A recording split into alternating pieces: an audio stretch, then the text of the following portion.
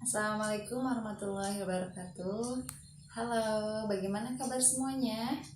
Alhamdulillah ya, kita semua masih diberikan kesehatan sehingga kita bisa melaksanakan proses pembelajaran walaupun berbeda suasana ya. Sekarang proses pembelajarannya kita tidak bertatap muka dahulu.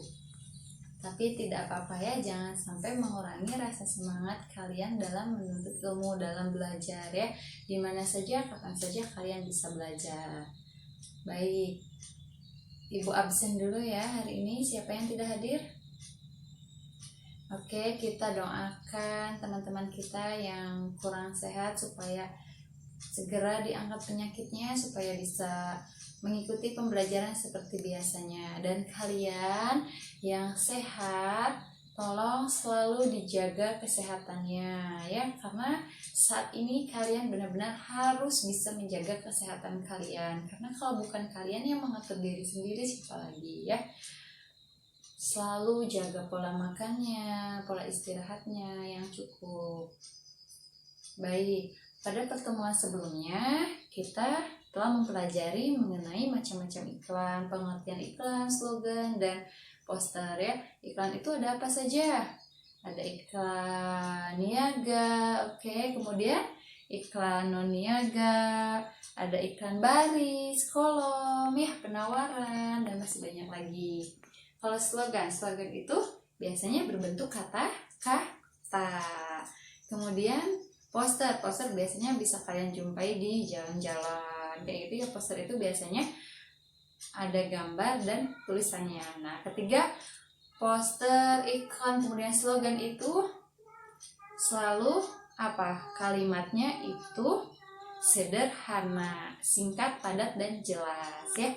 Baik, untuk hari ini kita akan mempelajari mengenai unsur pembangun teks iklan, kemudian pola penyajian, dan unsur kebahasaan dari sebuah teks iklan. Bagaimana sih unsur pembentuk iklan? Yuk kita simak bersama-sama. Oke, tujuan pembelajaran kita hari ini setelah kita berdiskusi, kemudian belajar. Nah, diharapkan kalian mampu menjelaskan kembali unsur-unsur pembentuk iklan. Kemudian yang kedua, mampu menelaah pola penyajian dan kebahasaan teks iklan dari berbagai sumber ya, baik yang dibaca ataupun yang didengar. Oke, yang pertama kalian duduknya berkelompok dulu ya. Silakan kalian duduk berkelompok. Nah, unsur-unsur pembentuk iklan yaitu yang pertama sumber iklan, pesan iklan, media iklan, penerima iklan, efek iklan, dan umpan baliknya ya. Sumber iklan itu berarti siapa sih yang memasang iklan tersebut. Pesan iklan berarti apa yang disampaikan dalam iklan itu. Media iklan, jadi medianya itu melalui apa? Apakah melalui media cetak ataupun elektronik. Kemudian penerima iklan, kira-kira sasarannya itu siapa? Dan efek iklan itu efeknya itu apa setelah memasang iklan itu. Umpan balik sama ya, sama seperti efek iklan. Jadi setelah kita memasang iklan itu apa yang akan timbul? Apakah tetap ya, tujuan iklan itu untuk menarik seseorang. Misalkan iklan niaga yaitu untuk menarik seseorang untuk bisa membeli produk kita. Nah, iklannya itu harus seperti apa supaya menarik ya. Sekarang kan duduk berkelompok nih, perhatikan iklan berikut ya. Kemudian jawablah soal-soal di bawahnya secara diskusi nih. Ini ada iklan nih. Seperti ini iklannya. Nanti pertanyaannya dulu ya Ibu share. Nah, ini pertanyaannya. Silahkan kalian tulis terlebih dahulu pertanyaannya. Iklannya supaya lebih jelas ya. Silahkan kalian diskusikan bersama teman-teman kalian untuk menjawab pertanyaan-pertanyaan yang tadi ya. Ibu kasih waktu 20 menit ya, cukup kan? Oke, selamat mengerjakan diskusi ya. Yang namanya diskusi itu semua aktif. Jangan hanya mengandalkan satu orang saja. Yang bisa ajak temannya yang belum mengerti. Ya, yang belum mengerti jangan diam saja. Tanya kepada temannya, ya, harus saling bekerja sama, itu namanya diskusi, bukan bekerja sendiri, sama-sama bekerja, ya. Baik, jadi di dalam iklan ini, ya, iklan yang ini punya balita ditimbang di posyandu, ya, anak sehat tambah umur tambah berat tambah pandai. Nah, kalau kita lihat dari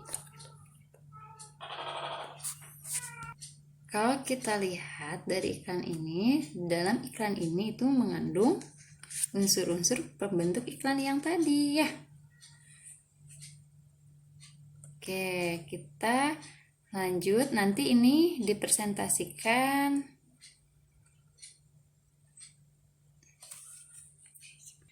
selanjutnya pola-pola penyajian iklan. Nah, pola-pola penyajian iklan itu terdiri dari dua, ya.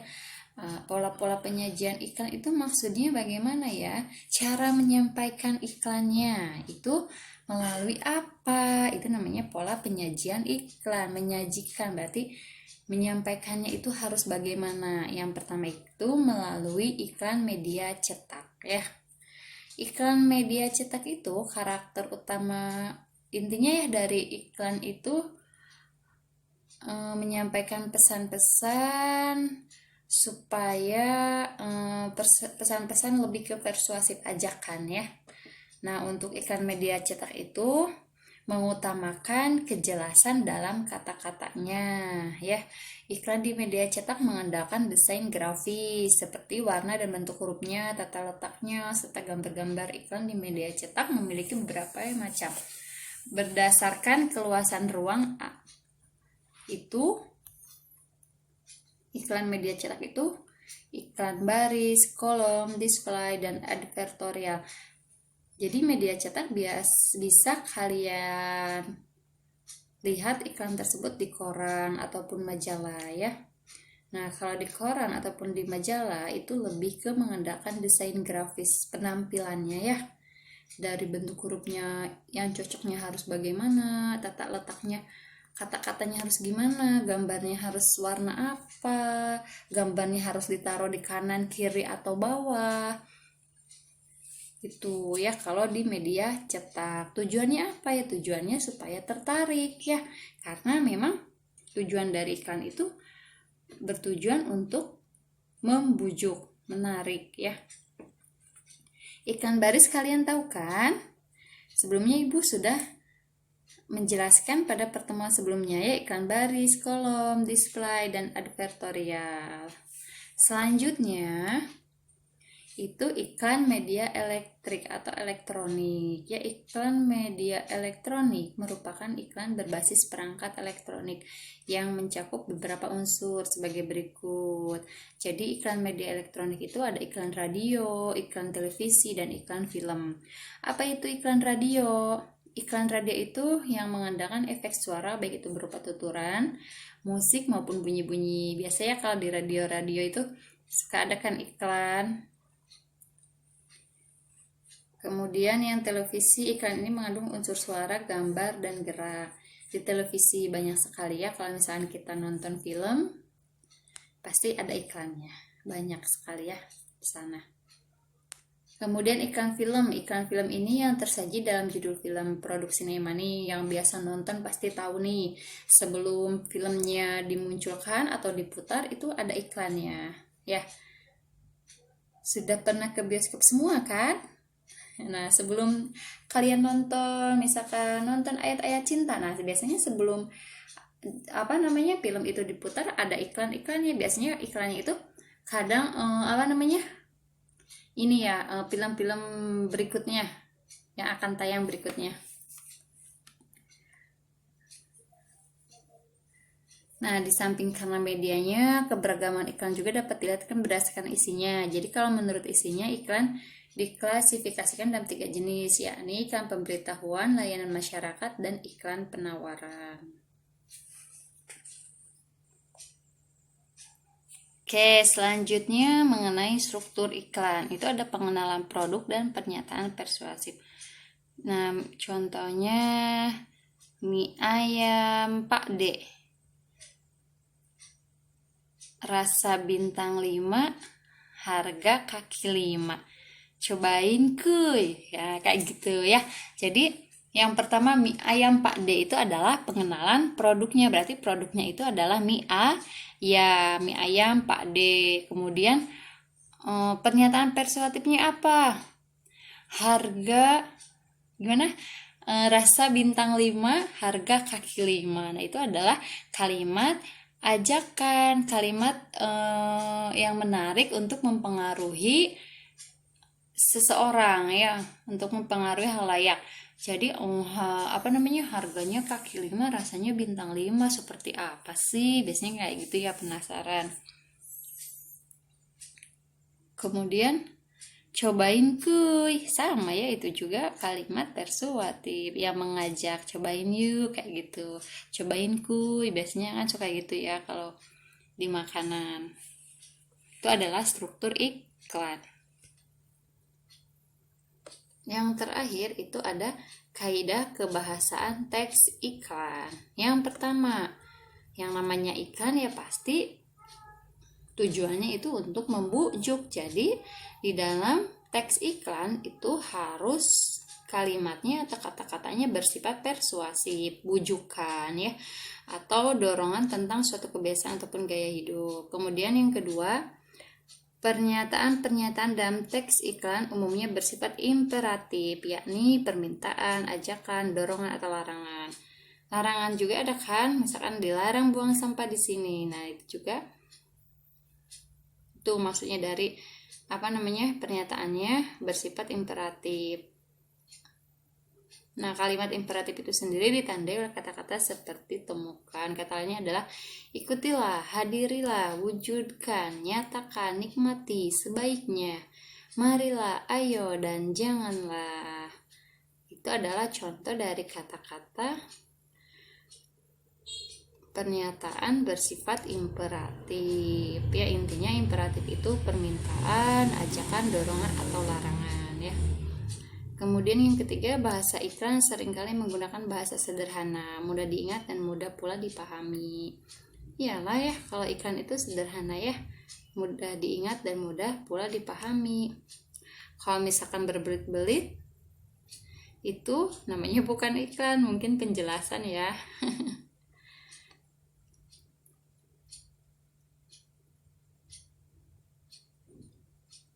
Kemudian yang keempat, bahasa iklan harus singkat sehingga mudah diingat oleh halayak. Yaitu tujuan dari sederhana, mudah diingat, dan mudah dipahami itu supaya emang halayaknya itu mudah diingat ya. Harus singkat, kalau panjang lupa nantinya. Bahkan iklan baris juga dituntut untuk lebih efisien di dalam penggunaan kata-katanya. Iklan baris mengutamakan keefisienan kata ya. Jadi iklan baris itu biasanya kan cuma 3 baris, nggak ada yang sampai 10 baris, itu yang namanya iklan baris ya.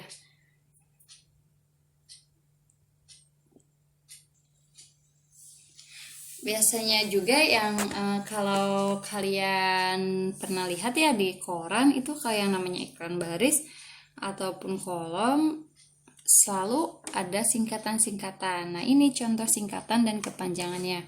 BPK berarti itu artinya Bapak. Tuh, bisa dilihat ya.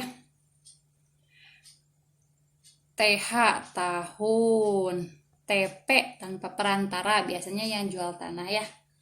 Prop berarti profesional. Pendidikan, CPT berarti cepat ya. Ini contohnya ya. Jual, ini gimana bacanya? Jual rumah semi villa LS itu berarti luas 174 BT berarti bata ya.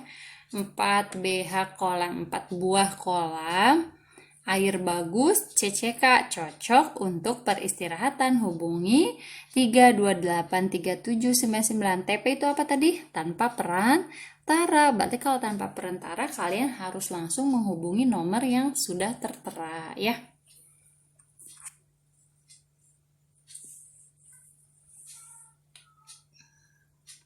Oke. Nah, ini juga dikerjain ya. Ini ada 2 iklan. Yang pertama itu buku yang bermanfaat merupakan teman yang sejati. Kemudian yang keduanya belajar tanpa sekolah bagaimana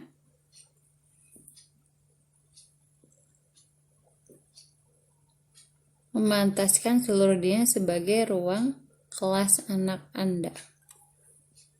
Belajar tanpa sekolah ya. Homeschooling. Ini sumbernya dari www.belajar.com.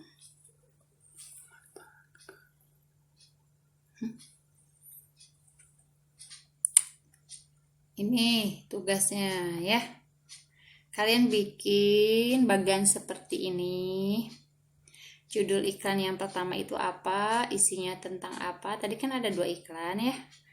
Nah, yang pertama itu kepersuasifannya itu seperti apa, dinilai sama kalian. Kepersuasifannya iklan 1 misalkan nilainya 1, tulis 1. Kalau bagus berarti 4 ya. Sama keimperatifan juga, keberiramaannya, keberkesanannya, keringkasannya ya. Nanti dikasih keterangan itu untuk alasannya. Misalkan kalian kasih nilai 1, alasannya apa? Misalkan saya ngasih nilai 1 karena tidak ada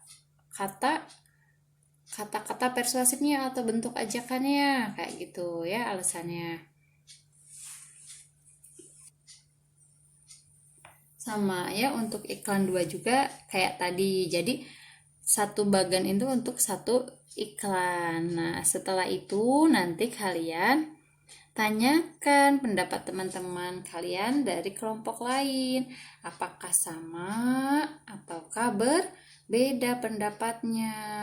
Misalkan saya sama nih sama kelompok 2, nilainya seperti ini. Mungkin nanti beda di keterangannya ya, nanti simpulkan melalui form diskusi kelas ya.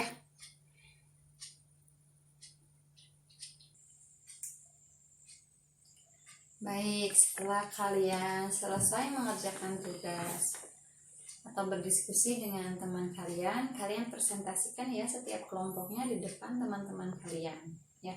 Jadi nanti dari presentasi kalian, nah kalian tahu kelompok mana saja yang sama pendapatnya dengan kalian ya, mengenai tadi mengomentari iklan 1 ataupun iklan 2 dari segi bahasanya ya. Oke.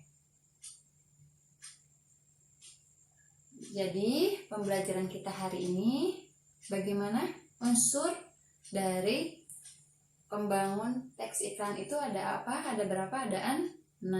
Yang pertama apa? Sumber iklan. Setelah itu media iklan. Oke, kemudian penerima iklan, efek iklan, dan umpan balik dari iklan tersebut. Kemudian apa lagi setelah unsur-unsur pembentuk iklan itu ada strukturnya ya. Struktur iklan itu apa? Oke, struktur iklan itu apa? Bagaimana?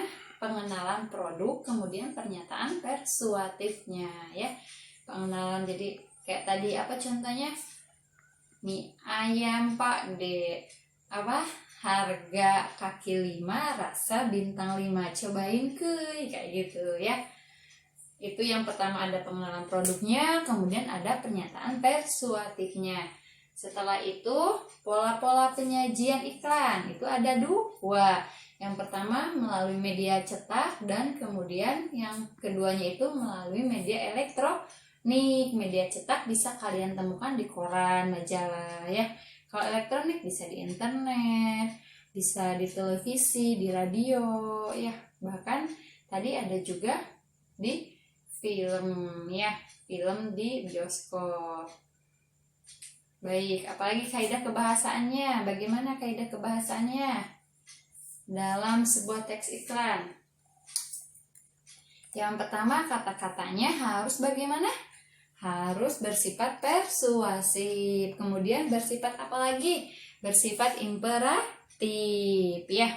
Terus apa lagi? Kata-katanya atau kalimatnya itu harus sederhana, singkat, menarik, dan jelas ya. Nggak boleh yang namanya iklan bertele-tele ya, kurang efektif. Baik, untuk pertemuan kali ini ada yang ditanyakan? Oke, cukup jelas ya. Kalau tidak ada yang ditanyakan, untuk pertemuan berikutnya kita akan mempelajari mengenai bagaimana cara menulis sebuah teks iklan ya. Oke, thank you for your attention. Jangan lupa selalu jaga kesehatan ya. Tetap semangat belajarnya. Assalamualaikum warahmatullahi wabarakatuh. See you.